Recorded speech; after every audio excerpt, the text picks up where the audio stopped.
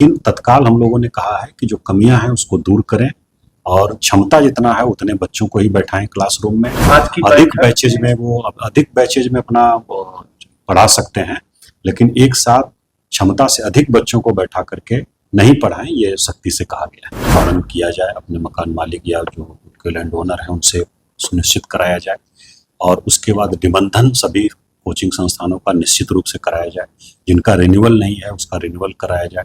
Renewal और निबंधन के समय जा करके लोग देखते हैं, जांच करते हैं, उसका वेरिफिकेशन भी हो जाता है नियमित रूप से। नमस्कार, आप देख रहे हैं NBC 24। मैं हूं अजय शर्मा। आपको बता दें, दिल्ली में बेसमेंट में 3 छात्रों की मौत के बाद अब बिहार सरकार भी पूरी तरीके से तैयारी शुरू कर दी गई है।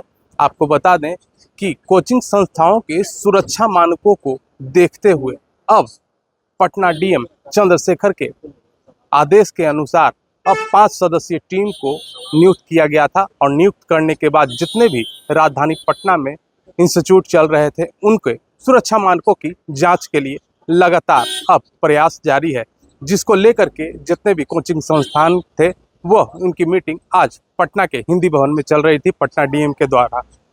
आपको बता दें कि जितने भी सुरक्षा मानकों पे अगर कोचिंग नहीं उतर पाते हैं तो उन्हें नोटिस दिया जा रहा है और नोटिस देने के पश्चात भी अगर वह सुरक्षा मानकों में सुधार नहीं कर पाते हैं तो ऐसे कोचिंग संस्थानों को बंद कर दिया जाएगा। और इस पर क्या विशेष जानकारी दे रहे हैं जिलाधिकारी पटना चंद्रशेखर सिंह, देखें।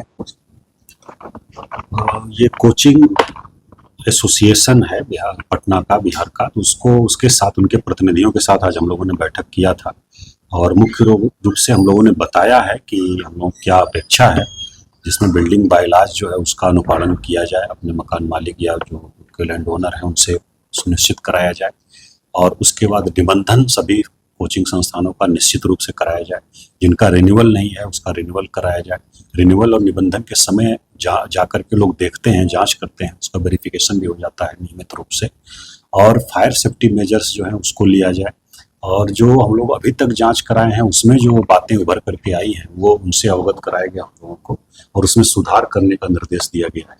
सबसे बड़ी ये है कि ओवर क्राउडेड है, क्षमता से अधिक जो है छात्रों को बैठाया जा रहा है सभी क्लासरूम में और जो नियम है उसके अनुसार 1 वर्ग मीटर की जगह एक छात्र के लिए रहनी चाहिए क्लासरूम में, लेकिन जो जांच में आ रहा है कि पूरा भर के बैठाया जा रहा है, आने जाने का जो गलियारा है उसमें बैठाया जा रहा है, तो वो उचित नहीं है। उस पर सख्त चेतावनी दी गई है कि इसमें सुधार करेंगे लोग और इंस्पेक्शन इस प्रकार का अगर हम लोग को दोबारा मिलता है तो इस पर हम लोग कार्रवाई करेंगे।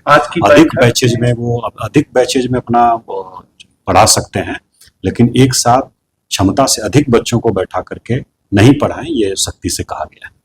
सर, कोचिंग विलेज बनाने की बात है, क्या कुछ नहीं, इसमें दीर्घकालिक दृष्टिकोण से हम लोगों ने सजेस्ट किया है, परामर्श दिया है कोचिंग एसोसिएशन को कि वो लोग शहर से बाहर निकल करके अपना एसोसिएशन के माध्यम से डेवलप करें, कोचिंग विलेज या कोचिंग सिटी के रूप में उसको डेवलप करें और पटना का विस्तार हो रहा है, सभी दिशाओं में हो रहा है, तो जहाँ भी उन लोगों को उपयुक्त लगे वहाँ जा करके अपना एसोसिएशन के माध्यम से बनाएं और उसमें जो आधुनिक मानक हैं उसका अनुपालन करते हुए उसका संचालन करें। ये लॉन्ग टर्म के हिसाब से बोला गया है, बताया गया है। उन लोगों ने भी सहमति व्यक्त किया है, बल्कि कुछ लोगों का था कि बियाडा में हम लोगों को उपलब्ध कराया जाए और इंडस्ट्री का दर्जा दिया जाए। तो सब सरकार से संबंधित बातें हैं, सरकार के समक्ष अपनी बात रखेंगे और सरकार विचार करेगी, लेकिन तत्काल हम लोगों ने कहा है कि जो कमियां हैं उसको दूर करें और क्षमता जितना है उतने बच्चों को ही बैठाएं क्लासरूम में और एंट्री एग्जिट जो है उसको क्लियर रखें, बिल्कुल बाधा मुक्त रखें और कम से कम 2 गेट निश्चित रूप से फंक्शनल रखें। पाया गया है जांच में कि सिर्फ एक गेट से एंट्री एग्जिट करते हैं, दूसरे गेट को बंद किए रहते हैं लोग, तो उसको बोला गया तुरंत खोलेंगे, फंक्शनल करेंगे और इसका हम लोग सत्यापन भी कराएंगे। जो कोचिंग संचालक इन मानकों को पूरा नहीं करेंगे उन्हें कितने दिन का समय दिया गया, क्या कुछ कार्रवाई? लोगों ने आग्रह किया है एसोसिएशन ने कि 1 माह का हम लोगों को समय दिया जाए निबंधन के लिए भी और जो गैप्स हैं उनका अनुपालन के लिए भी। हम लोगों ने 1 माह का समय दिया है, लेकिन इस बीच में भी जांच हम लोगों की जारी रहेगी और जहां जहां वायलेशन या गैप्स हैं उसका नोटिस और बाकी प्रोसेस होता रहेगा।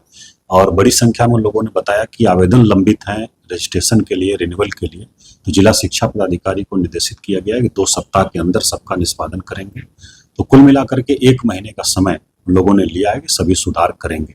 उसके बाद भी सुधार नहीं होता है तो हम लोग आगे नियमानुसार कार्रवाई करेंगे।